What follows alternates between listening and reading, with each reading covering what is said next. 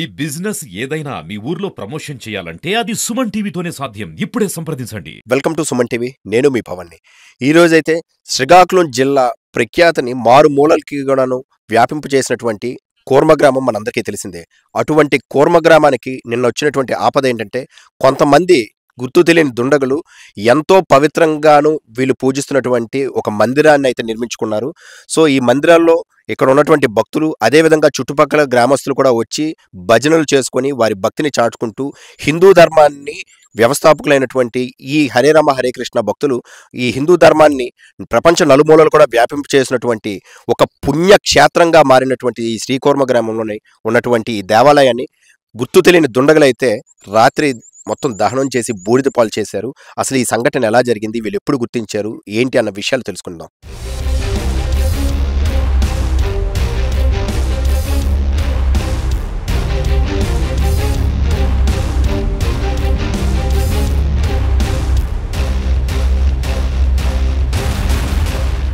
హరే కృష్ణ. ఇది చాలా దురదృష్టకరమైనటువంటి విషయం. ఇది మన సనాతన ధర్మానికి ఎంతో తీవ్రంగా ప్రపంచవ్యాప్తంగా అందరికీ తెలియజేయాలన్న కోరిక ప్రభుపాల వారిది. అంతర్జాతీయ కృష్ణ చైతన్య సంఘ సంస్థాపక ఆచార్యులు ఆయన. సో ఆయన యొక్క కోరిక మేరకు ఈ యొక్క కూర్మ గ్రామం మొదలుపెట్టాము. సో ఇటువంటి సంఘటన జరగడం చాలా దురదృష్టకరమైనటువంటిది. సో ఇది ఇంతకుముందు మన భక్తులు తెలియజేసినట్టుగా రాత్రి 9:45 గంటలకు 9 గంటల 45 నిమిషాలకు మేము చూడడం జరిగింది. తర్వాత ఒక హాఫ్ అన్ అవర్‌లో మొత్తం భస్మం అయిపోవడం జరిగిందన్నట్టు. చాలా భయంకరంగా మంటలు వేరే ఊరికి మేము బ్రహ్మచారి ఆశ్రమం అది అక్కడ ఉంటుంది. అక్కడ నుంచి చూస్తే మంటలు అక్కడికి కనిపిస్తున్నాయన్నట్టు. ఈ కొండ మధ్యలో కొండ అడ్డం ఉంటుంది. అక్కడ నుంచి చూసినా కూడా పైనకు మంట సెగలు కనిపిస్తున్నాయి. ఇంకా మేము ఇంత దూరం కొంచెం ఉరుక్కుంటూ వచ్చేసరికి మొత్తం ఆల్మోస్ట్ ఇంకా ఏమీ రక్షించలేని స్థితి. అయినా కూడా ఫైర్ ఇంజిన్‌కి ఫోన్ చేశాం. ఫోన్ చేసిన తర్వాత వాళ్ళు కూడా రావడం జరిగింది. తర్వాత వాళ్ళు కూడా వాళ్ళ దగ్గర ఉన్నటువంటి వాటర్ మొత్తం చల్లినా కూడా మొత్తం అది కూడా సరిపోలేదన్నట్టు. మళ్ళీ మా దగ్గర చెరువు ఉంది. ఆ చెరువు నుంచి వాటర్ మళ్ళీ మోటార్ ద్వారా తీసుకొచ్చి వాళ్ళ యొక్క పైపుల ద్వారా మొత్తం మేము ఉదయం రాత్రి 9 గంటల 10 గంటలకు స్టార్ట్ అయితే చల్లార్చడం. ఉదయం 5 గంటల వరకు మేము ఇక్కడే ఉన్నాం. అంత ఆ రకంగా మొత్తం ఎన్నో విలువైనటువంటి వస్తువులు ఉన్నాయన్నట్టు. దీంట్లో చాలా విలువైన దగ్గర ఒక 30-40 లక్షల మధ్యల వరకు అన్ని విలువైనటువంటి వస్తువులన్నీ కూడా ఇక్కడ ఉన్నాయి. భగవంతునికి సంబంధించిన టెంట్స్ కానీ, పుస్తకాలు కానీ, తర్వాత భగవంతుని యొక్క పారాఫెర్నాలియా పూజించే వస్తువులు, తర్వాత భగవంతుని ఆల్టర్, తర్వాత లోపల కూడా గర్భగుడి కూడా మేము పాచి కర్రతో కట్టామన్నట్టు. మంచి వాల్యుబుల్ సో మెనీ థింగ్స్ అన్నట్టు. చాలా బాధగా ఉందన్నట్టు. ఎంతోమంది భక్తులు ప్రేమతో భగవంతుని యొక్క సంతృప్తి మేరకు ఇచ్చినటువంటి వస్తువులు అవి. తర్వాత మేము కూడా ఎంతో తీవ్రమైనటువంటి శ్రమ చేశాం. ఎంతోమంది భక్తులు, బ్రహ్మచారులు, గృహస్థుల యొక్క తీవ్రమైనటువంటి కృషి ఉంది వీటి వెనకాల. సో కాబట్టి ఇది ఇటువంటి తప్పు చేసిన వాళ్ళని మనం వదలకూడదు. ఇది ఒక పక్కా ప్లాన్ చేసి ఎవరో చేయడం జరిగింది. లేకపోతే ఇంత పెద్ద ప్రమాదం అనేటువంటి జరగదు. మేము గత 6 సంవత్సరాలుగా ఈ యొక్క డైలీ పూజారి ఎవరైతే ఉన్నారో మొత్తం 7 గంటలకి 7:45, 8 గంటలకి మొత్తం కార్యక్రమాలన్నీ ఇప్పుడు ఇందులోని మీరు దీపాలు అయితే పెడతారు కదా, ఆ దీపాలు రాత్రంతా ఉంటాయా? ఆ దీపాలను ఆపుతారా? రాత్రంతా ఉండవండి. ఎప్పుడైతే మాకు 7:45కు మా ప్రవచనం ఉంటుంది. ప్రవచనం అయిపోతుంది. 7 గంటలకు స్టార్ట్ అయ్యి 7:45కి అయిపోతుంది. తర్వాత పూజారి మొత్తం ఆపేస్తాడన్నట్టు. మొత్తం ఆపేసిన తర్వాతనే తర్వాత దీపాలన్నీ వైండ్ అప్ చేసిన తర్వాతనే బయటకొస్తాడన్నట్టు. అప్పటి వరకు పూజారి బయటకు రానట్టు. ఆయన వచ్చిన తర్వాత డోర్‌కు లాక్ ఏసేసి బయటకు వచ్చేస్తారన్నట్టు. అయితే ఇది 6 సంవత్సరాలుగా జరుగుతుంది. ఎప్పుడు కూడా జరగలేదు. ఇది ఇంకా చాలా పెద్ద పాక. చిన్న పాకాలలో కూడా మేము అటువంటి చిన్న గుడిసెలు కూడా అప్పుడు కూడా ఏం జరగలేదన్నట్టు. ఇప్పటివరకు ఏది జరగలేదన్నట్టు. ఎంతో జాగ్రత్తగా మేము ఖచ్చితమైన నియమ నిబంధనలతో ఉంటుందన్నట్టు అది. సో అది ఖచ్చితంగా ఈ యొక్క దీపం ద్వారా అయిందైతే కాదది. ఖచ్చితంగా ఎవరో ప్లాన్ చేస్తేనే మీరు చూసారుగా మొదటగా అక్కడి నుంచి స్టార్ట్ అయింది. అక్కడ చివరిలో స్టార్ట్ అయింది. మేము చూసిన 10-15 నిమిషాలకు అంత పెద్దగా మొత్తం నాశనం అంత సులువుగా అయ్యేది కాదన్నట్టు ఇది. సో పక్కగా ఎవరో ప్లాన్ చేసే చేయడం జరిగింది ఇది. కానీ ఇది ప్రభుత్వం గానీ, సో తర్వాత ఎవరైతే ప్రభుత్వం గానీ ఇది చాలా పోలీస్ వ్యవస్థ గానీ చాలా తీవ్రంగా తీసుకోవాల్సినటువంటి పరిస్థితి. ఎందుకంటే ఇప్పుడు ఇది మందిరం మీద చేశారు. తర్వాత ఇప్పుడు మీరు చూడొచ్చు ఇల్లులు కూడా గడ్డితో ఉన్నాయి. మన భక్తుల మీద వేస్తే ఎంత ప్రమాదం అండి. వీళ్ళెంతో జీవితం మొత్తం భగవంతుని సేవ కోసం వాళ్ళందరూ కూడా డాక్టర్లు, ఇంజినీర్లు, పెద్ద బిజినెస్ చేసి యూఎస్‌లో ఉన్నవారు, అమెరికాలో ఉన్న వాళ్ళు కూడా రిజైన్ చేసేసి వచ్చి ఇక్కడ భగవంతుని భక్తి ప్రచారం చేయడం కోసం వాళ్ళ జీవితం డెడికేట్ చేసి ఇక్కడికొచ్చారు. అటువంటి భక్తుల యొక్క హృదయాల్లో ఎటువంటి భయాలు చెలరేగించడం చాలా ప్రమాదకరమైనటువంటి విషయం అన్నట్టు. ఇది సమాజానికి కూడా పెద్ద దెబ్బలాగానే అన్నట్టు. ఎందుకంటే మన సంస్కృతి పైన ఇది దెబ్బతీయడం అన్నట్టు. కాబట్టి వీళ్ళందరూ చాలా తీవ్రంగా తీసుకొని, మీ అందరూ కూడా చాలా తీవ్రంగా తీసుకొని దీన్ని ఏదో విధంగా ఆ యొక్క శిక్షార్హులు ఎవరైతే ఉన్నారో, దుండగులు ఎవరైతే ఉన్నారో వాళ్ళందరినీ ఖచ్చితంగా శిక్షించే విధంగా చర్యలు తీసుకోవాలని మేము ప్రార్థిస్తున్నాం. ఇప్పుడు చూడండి, ప్రతి ఆదివారం మేము ఒక 300 నుంచి 500 మందికి ఇక్కడ కూర్చొని ప్రవచనం వినేవాళ్ళు. ప్రతిరోజు కూడా 100, 150 మంది వాళ్ళొస్తారు. వాళ్ళందరికీ ఇక్కడ కూర్చోబెడతాం ఇప్పుడు మేము. ప్రజలు రాకుండా ఉండలేరన్నట్టు. ఎందుకంటే ఇక్కడ ఏదో ఒక పర్యాటక క్షేత్రం కాదు ఇది. ఒక ఆధ్యాత్మిక కేంద్రం అన్నట్టు ఇది. ఈ ఆధ్యాత్మిక కేంద్రం ప్రతిరోజు వచ్చిన వాళ్ళే మళ్ళీ మళ్ళీ 10 సార్లు, 20 సార్లు కూడా వస్తున్నారు. ఇక్కడ ఉంటున్నారు. ఎందుకంటే వాళ్ళకు ఆత్మకు ఆనందం కలుగుతుందన్నట్టు. ఇక్కడ ఆత్మకు ఆనందం కలిగించేటువంటి విధానాన్ని మనం ఇక్కడ వాళ్ళకు నేర్పిస్తున్నాం అన్నట్టు. సో భగవద్భక్తిని మనకు ఇస్తున్నాం అన్నట్టు. ఎంతో చూడండి, ఇది పవిత్రమైన గ్రంథాలు ఇవి. భగవద్గీత, భాగవతం, ఇవన్నీ పెయింటింగ్స్ చూస్తున్నారు కదా, ఫొటోస్ కూడా ఇంకా కనిపిస్తున్నాయి అన్నట్టు. ఇదిగోండి ప్రభుపాల వారి.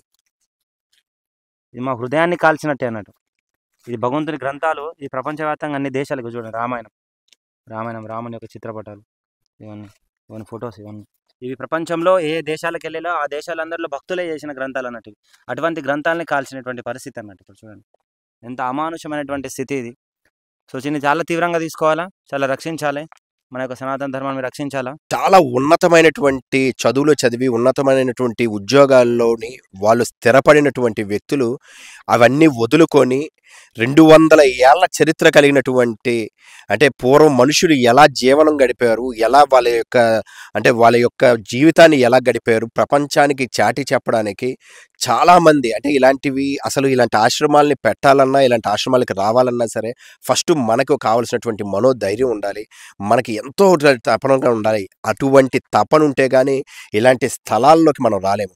అటువంటి పవిత్రమైనటువంటి స్థలానికి ఎంతో పేరు ప్రఖ్యాతులు తెస్తున్నటువంటి ఈ శ్రీకూర్మ గ్రామానికి వీళ్ళు చేస్తున్నటువంటి హరే రామ హరే కృష్ణ వంటి భక్తులు మొత్తం భగవద్గీత కానీ భాగవతం కానీ అన్నిటిని కూడా వీళ్ళందరూ కూడా, అంటే ఇక్కడ చుట్టుపక్కల గ్రామాలకి వాటిని బోధిస్తూ వాటి వలన కలిగే ప్రయోజనాలు ఏంటి, పూర్వం జీవనశైలి ఎలా ఉండేది, అంటే ధర్మాన్ని బోధిస్తున్నటువంటి ధర్మో రక్షిత రక్షత అనే మనకి మళ్ళీ గుర్తు చేస్తున్నటువంటి గొప్ప చారిత్రక ప్రదేశంగా పేరొందినటువంటి ఈ కూర్మ గ్రామం ఈరోజు చూస్తుంటే కన్నీరు పెట్టిస్తుంది. గంగమ్మ తల్లి కూడాను పైనుంచి ఈరోజు జరిగినటువంటి సంఘటన ఆపడానికి కురుస్తుందేమో ఇంకా వర్షం అనేటట్లుగానే ఉంది. అటువంటి బాధను కలిగించినటువంటి ఈ గొప్ప ప్రదేశంలో ఈరోజు ఇలా నడుస్తుంటే ఎటు చూసినా బూడిద, కాలిపోయినటువంటి వస్తువులు చూస్తే చూడండి, వీళ్ళు అంటే ఒక 1200 మంది 1300 మంది భక్తులు కూడా వచ్చి కూర్చొని ఇక్కడ వాళ్ళు భజన చేసుకొని ధ్యానం చేసుకొని చాలామంది, అంటే వాళ్ళ యొక్క సంస్కృతి, మన హిందూ సంస్కృతి సాంప్రదాయాలను తెలుసుకునేటువంటి గొప్ప చారిత్రక ప్రదేశము ఈరోజు కాలి బూడిదైపోతుంటే ఏమీ చెయ్యలేక వాళ్ళ కళ్ళ ముందే వాళ్ళ కళలు ప్రపంచానికి చూపించాలి అనేటువంటి కళలు కాలిపోతుంటే బాధతో ఏం చేయాలో తెలియని పరిస్థితి. ఇక్కడ చూస్తే ఈ గ్రంథాలు చూడండి మొత్తం కాలిపోయి బూడిదగానే అయిపోయింది. అదేవిధంగాను ప్రభువులు వీరు అంటే పూజించినటువంటి వాళ్ళ గురువు గారి విగ్రహం కూడాను బూడిదైపోయి తర్వాత దాన్ని ముట్టే పరిస్థితులు కూడా లేకుండా అయిపోయింది అంటున్నారు. అదేవిధంగాను ఎంతో పురాతనంగాను ఎక్కడి నుంచో తీసుకొచ్చినటువంటి ఈ ప్లేసులు కానీ ఇవన్నీ చూస్తుంటే ఎంత బాధ కలుగుతుందంటే గుండె తరుక్కుపోతుంది. ఇస్కాన్ ఫౌండర్ ఆచార్య. సో గత 6 సంవత్సరాలుగా మేము ఎంతో పూజనీయమైనటువంటి విగ్రహం అన్నట్టు. ప్రతిరోజు కూడా ఉదయం మేము 7 గంటలకు గురు పూజ చేసిన తర్వాతనే మా కార్యక్రమాలు స్టార్ట్ అవుతాయి అన్నట్టు.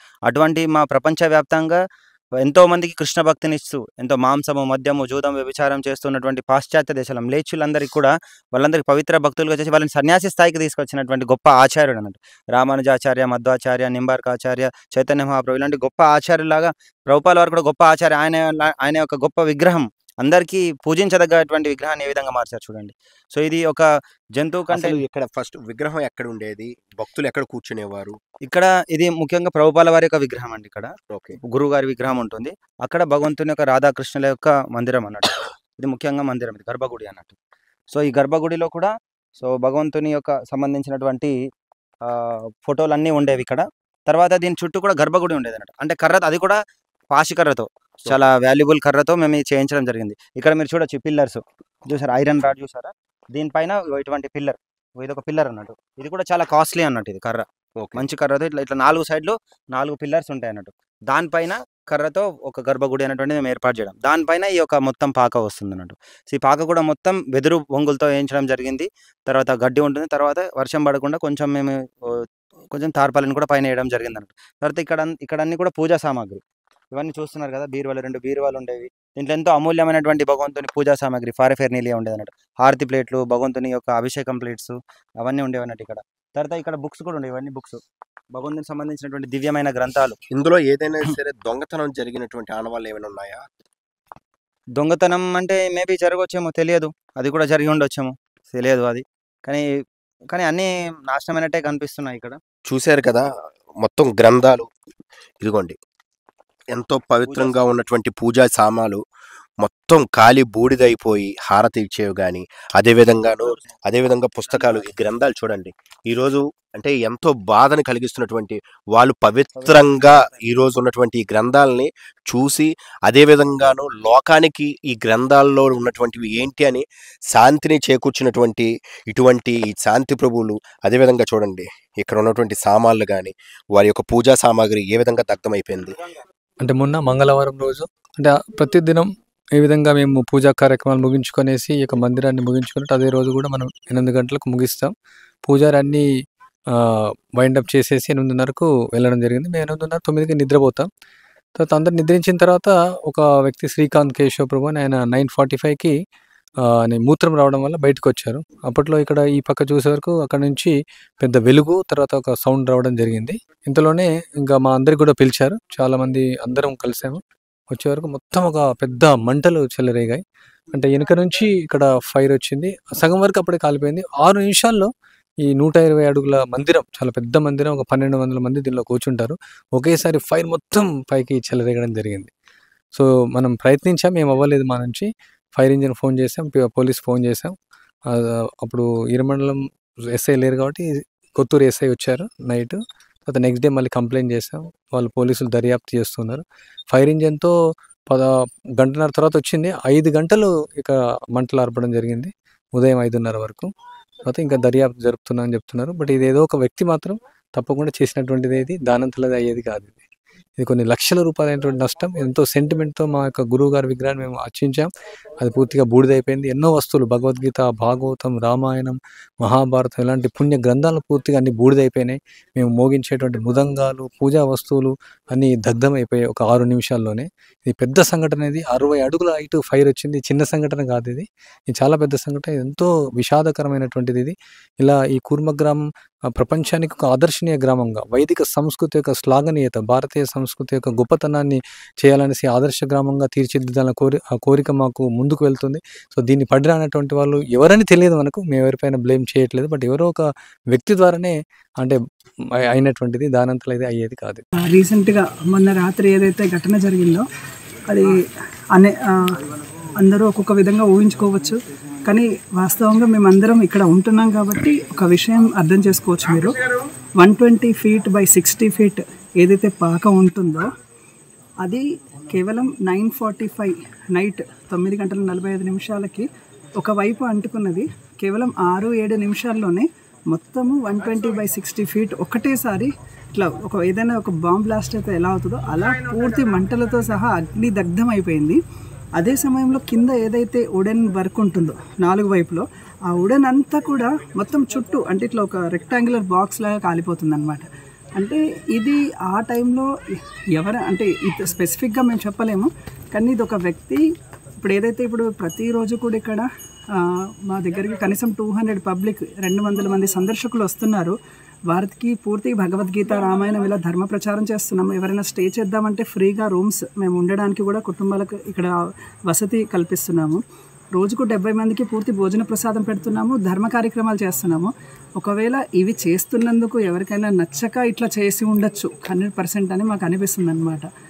కానీ మేము ఒకటి కోరుకున్నాం ఏంటంటే అట్లా ఇన్వెస్టిగేషన్ అనేది చేసి, ఎందుకంటే ఇది చాలా పెద్ద మందిరం అనమాట. ఇప్పుడు ఏదైతే దగ్ధమైపోయిందో అగ్నిలో అది చాలా పెద్ద మందిరం. దీని చాలా పెద్ద షెల్టర్ మాకు. అది ప్రచారానికి ఒక షెల్టర్, అది భగవంతుడు మూర్తి, అలానే ప్రభుపాదుల వారి విగ్రహం ఉంది. సో ఇది ఏదో ప్రమాదకరంలో అలా జరిగిపోయింది కాదండి. ఇది ఎవరో కంపల్సరీ ఈ విధంగా చేసి ఉండొచ్చు అని మేము ఖచ్చితంగా నమ్ముతున్నాం.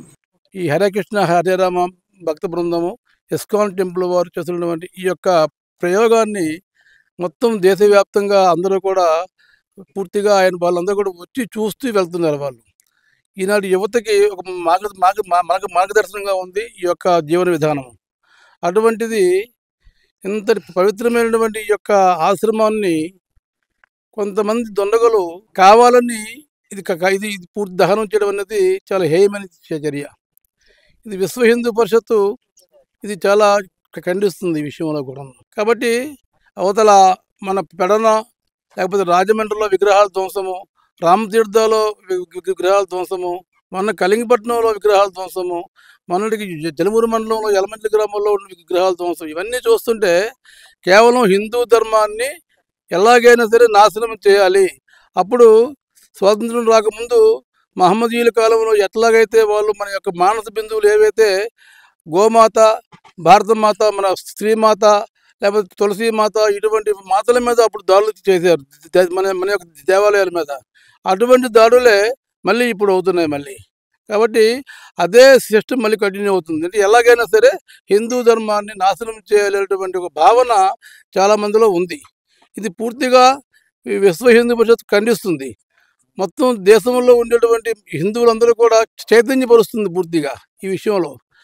మేము ఎవరి జోలికి వెళ్ళము, మా జోలికి వస్తే మేము ఊరుకోమనేటువంటి ఒక ఒక మెసేజ్ మీ ద్వారా నేను మొత్తం రాష్ట్ర ప్రజలందరికీ కూడా మీకు చూస్తున్నాం. విశ్వ హిందూ పరిషత్ మాత్రం ఈ యొక్క ఉద్యమం దీని మీద పోలీసులు కానీ లేకపోతే రెవెన్యూ పర్సన్స్ కానీ పూర్తి స్థాయిలో ఎంక్వైరీ చేసి, సరైనటువంటి ఎంక్వైరీ చేసి ఎవరైతే ఈ యొక్క దుండగులు ఈ యొక్క సంఘటనని పాల్గొన్నారో వాళ్ళని కఠినంగా శిక్షించే వరకు కూడా విశ్వ హిందూ పరిషత్ యొక్క ఉద్యమం ఆగదని చెప్పి ఇంకోసారి చెప్తున్నాను నేను. కొంతమంది కావాలని చేస్తున్న కార్యక్రమం తప్ప ఇది మన మనోభావాల్ని, హిందూ జీవన విధానాన్ని మీద దెబ్బతీయాలని ఒక ప్రతీకార చర్యలాగా వాళ్ళు చేస్తున్నారు తప్ప ఇందులో ఇది చేయడం వల్ల వాళ్ళకి ప్రత్యక్షంగా వచ్చిన లాభం ఏమీ లేదు. కేవలం మన ధర్మం మీద దెబ్బ కొట్టడమే. వాళ్ళ మానసికంగా మన మీద ఒక రకమైన మానసిక దాడి జరుగుతుంది. దీన్ని ప్రతి ఒక్క హిందూ బంధువు కూడా పార్టీలకి, ప్రాంతాలకి అతీతంగా ఇలాంటి సంఘటనలు జరగకుండా ప్రజలు కూడా అందరూ ఒక్కటై దీన్ని ఎదిరించాలి. అలాగే ప్రభుత్వాలు, పోలీస్ శాఖ వారు కూడా ఇలాంటి సంఘటనలు పునరావృతం కాకుండా చూసే బాధ్యత వాళ్ళ మీద ఉంది. ఇలాంటివి ఎందుకు జరుగుతున్నాయి, కావాలని ఇంటెన్షనల్గా చేస్తున్నారు ఇలాంటివన్నీ. కాబట్టి ఇలాంటి దోషులు ఎవరున్నారో వాళ్ళని పట్టుకొని కఠినంగా శిక్షించాలని హిందూ సోదరులందరి తరఫున, విశ్వ హిందూ పరిషత్ తరఫున, బజరంగ దళ తరఫున నేను కోరుకుంటున్నాను. రాత్రి 10-10:30 గంటల లోపలే ఇదంతా కాల్చి బూడి చేసినటువంటి కొంతమంది దుండగులు ఎవరైనప్పటికీ కఠినంగా శిక్షించాలని ఇక్కడ మొత్తం అందరూ కూడా కోరుకుంటున్నారు. అసలు ఇటువంటి దుశ్చర్యాలకు పాల్పడుతున్న ప్రతి ఒక్కరికి తగిన శిక్ష పడాలని అందరం కోరుకుందాం. Thank you. సుమన్ టీవీ.